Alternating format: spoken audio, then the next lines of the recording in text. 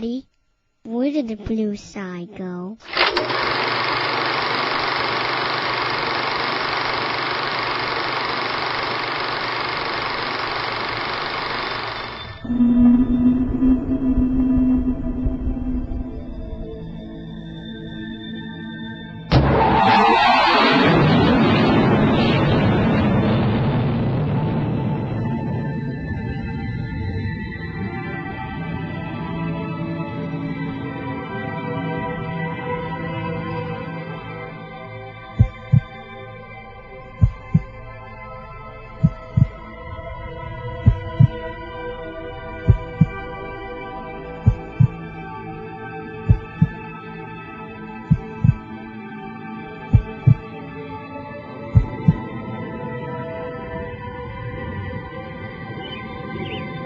What if the world wasn't what it appeared to be?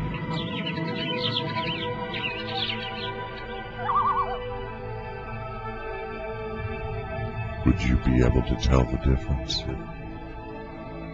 Many people would be shocked and amazed to discover that their elected government would intentionally spray toxic compounds into the air over their heads. Tens of thousands of people from the state of Maine to the country of New Zealand have documented this airborne spraying program. Thousands of photographs now exist on the internet detailing the blatant and direct assault on our breathable air by the Air Force. The evidence, as we shall discover, speaks for itself.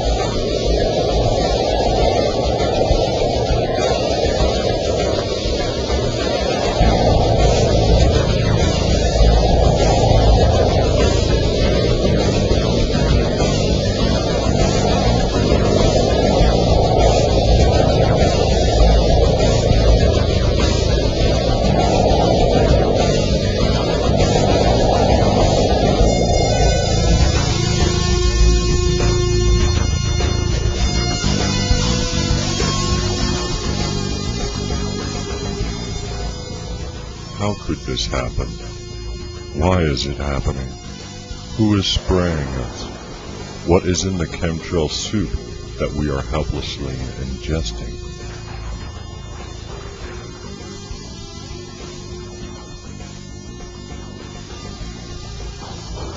Normal jet contrails are formed above 30,000 feet and last only a few seconds. Normal contrails are created very rarely and are caused by the intense heat thrown off of jet engines as they climb towards their cruising altitudes.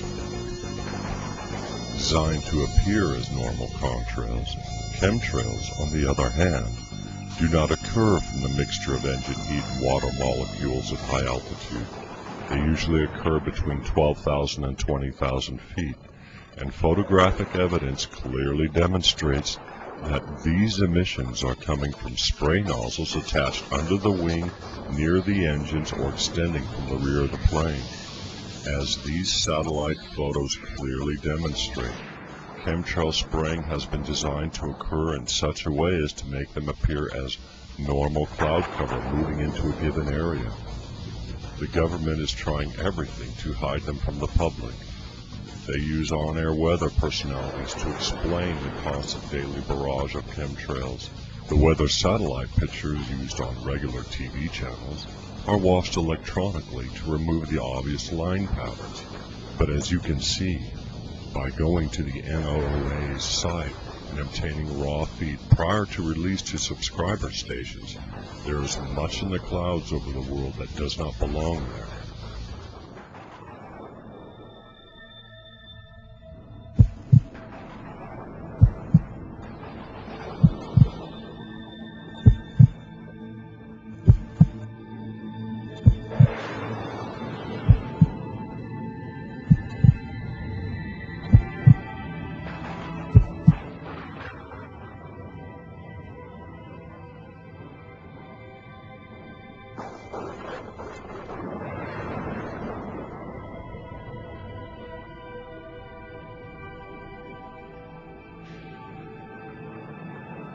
Studies done by independent laboratories indicate that the following elements can be found in chemtrails as well as in our rainwater. One scientist in California, using the proven NASA technology of resonance imaging, verified these elements as well as many others. It has been found that polymer fibers are used as a binding agent for the desiccated red blood cells.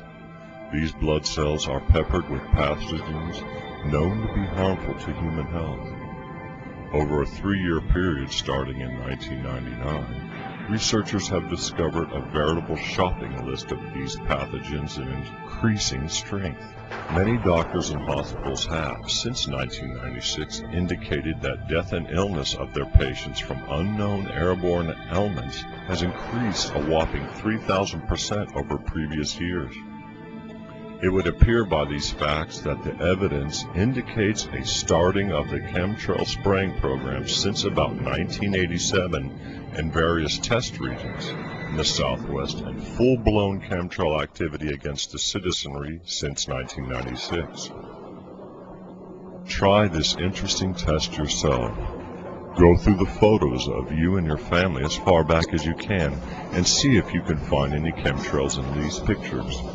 One of our producers has found photographic evidence as far back as 1984. National Geographic magazine, well known for their excellent outdoor photography, shows the appearance of chemtrails in that same year. A perusal of back issues from your local library of any outdoor magazine, such as Field and Stream, will show chemtrails over U.S. cities as early as the mid-1980s.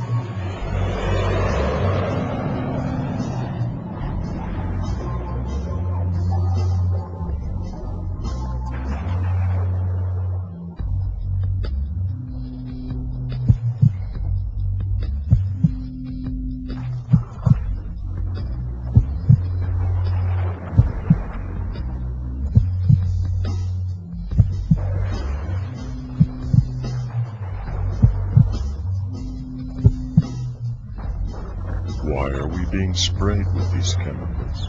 To what purpose? Much speculation has been spent on the reasons.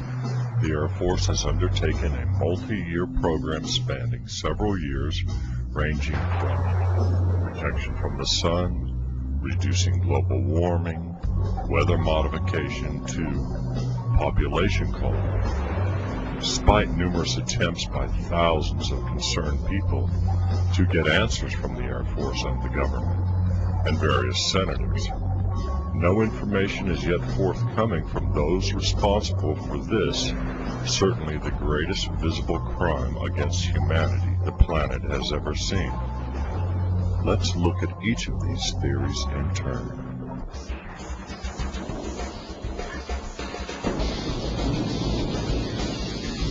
One of the first theories to appear by disinformation artists was that chemtrails were here to help us from the damaging effects of the sun's rays.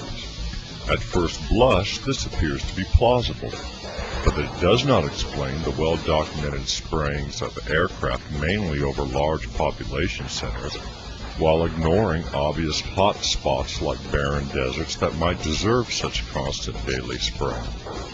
This explanation also doesn't cover the desiccated red blood cells loaded with harmful pathogens. This theory was further weakened when it was discovered that much of the spraying happens to occur at night under the cover of darkness. Clearly, protection from the sun's rays is simply misinformation dangled to those who are chemtrail aware so that they would go back to sleep.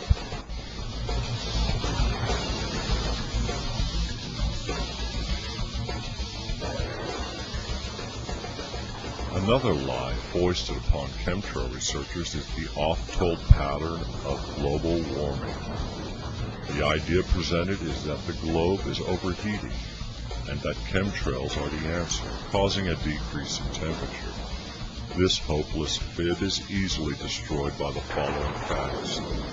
Chemtrails are sprayed at night when the sun is beyond the horizon. The chemical makeup of chemtrails belies this and other theories. What do anthrax spores and lupus have to do with deflecting heat from the planet. If saving the planet from global warming were the actual goal of chemtrails, why hasn't the government come forward to use this as a publicity coup?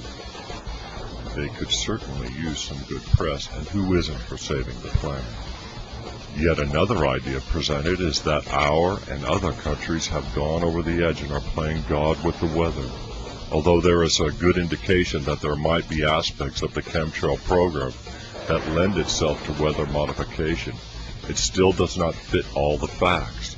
In fact, if changing the weather via chemtrails were the answer, why the secrecy, the lies, the cost which must run annually into the billions of dollars worldwide? Why then would the government feel it necessary to add harmful desiccated red blood cells to the mix? Cloud seeding has been successfully demonstrated using silver iodide particles since the 1950s. If changing the weather were the reason, why are there no harmless silver particles showing up in the lab test and in the resonant imaging?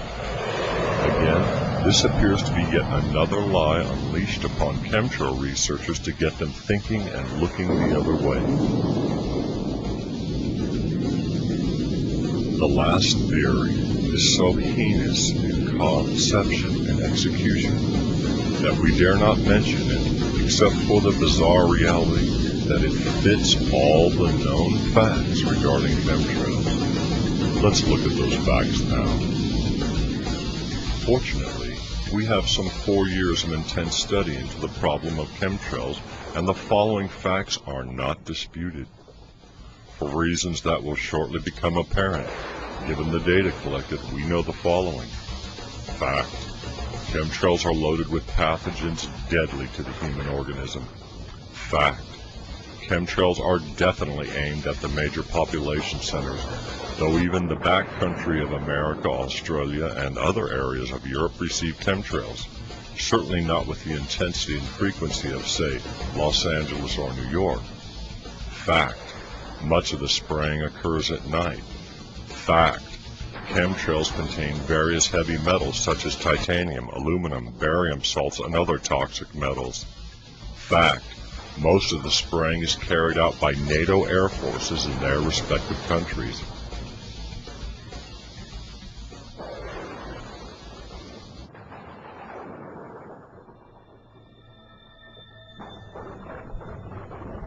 What can we deduce from these facts? Very little. Some say that the presence of pathogens in chemtrails might be some kind of mass inoculation. Health professionals dispute this view by revealing the fact that an overburdened immune system constantly fighting multiple infection vectors, coupled with dozens of varying types of harmful viruses and bacteria, causes the immune system to actually become less effective, making it, over the long term, unable to fight off even the most common of infections, colds, and flus. This perception fits with the experiences we have all been feeling over the last few years. Listlessness, depression, a weakened health system, aching joints, reaction to airborne particles, and so on. The theory of mass immunization, also disputed by microbiologists, who say that you cannot vaccinate against bioterrorism, as there are far too many possible millions of potential strains and variants that can be quickly made up, making vaccination moot.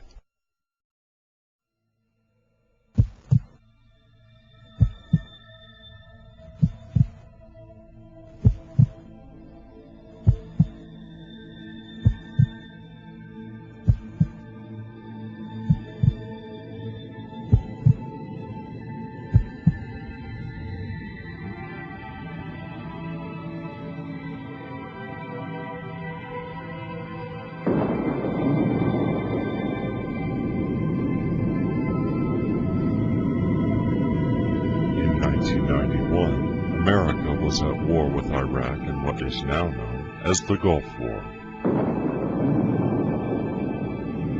Archival satellite images of the period clearly show a dedicated spray program against Iraqi soldiers, who have reported the same symptoms then as many Americans are now reporting: dizziness, allergic reactions never before experienced, shortness of breath, a lethargic, depleted feeling of hopelessness, as can be seen in the pictures shown here. Whatever was aimed at the soldiers of Iraq in 1991 is currently being aimed right now at millions of people each and every day across the globe.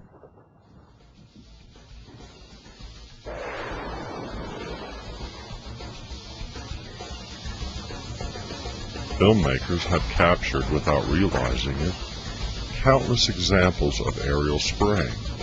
The following films indicate a massive, multi-billion-dollar program. In fact, even print art put out in magazines have chemtrails in them. The video game Cool Borders 2000 has chemtrails in their background.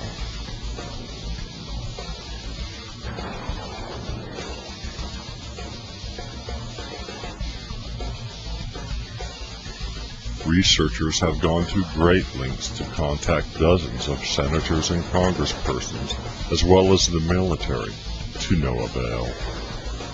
In addition to seeking out answers from our elected leaders, which have proved fruitless, there exist petitions signed by thousands of people worldwide, which have been sent to various government leaders.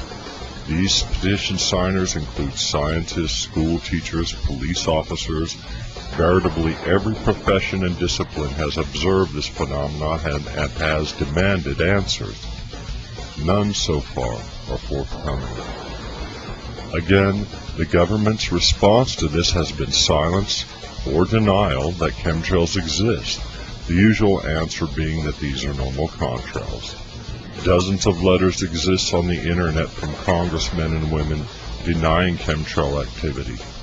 The Environmental Protection Agency has flatly declined air test samples sent into them.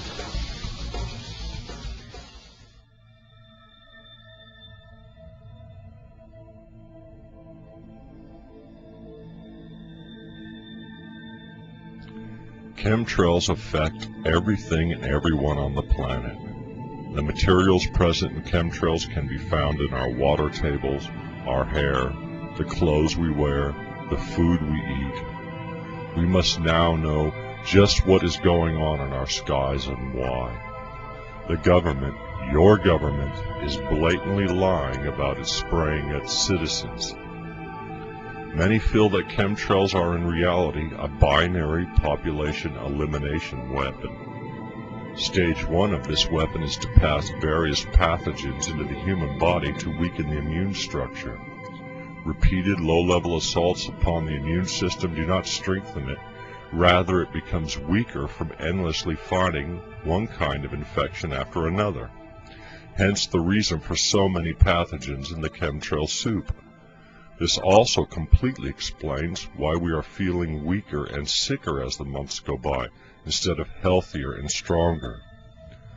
Once this is accomplished and field reports indicate overall T-cell weakness attained, Stage 2 would be the release either through vaccination or aerial dispersal of something like smallpox or anthrax, which would instantly kill the human host. If what is suspected of chemtrails is true, then we are experiencing something only the denizens of concentration camps have for years warned a sleeping humanity against: the fascist takeover of the world by corrupt leaders and the systematic elimination of unwanted sections of the population. Who chooses who dies? Who gets the vaccine against the poison and who does not? There is an old adage regarding the game of poker: if you cannot tell who the sucker is, then it's you. This axiom applies to the chemtrail phenomena as well. If you do not know why or what they are doing to us, then the purpose of chemtrails is probably against our well-being. There is, however, a very proven technology available to us that can thwart chemtrails.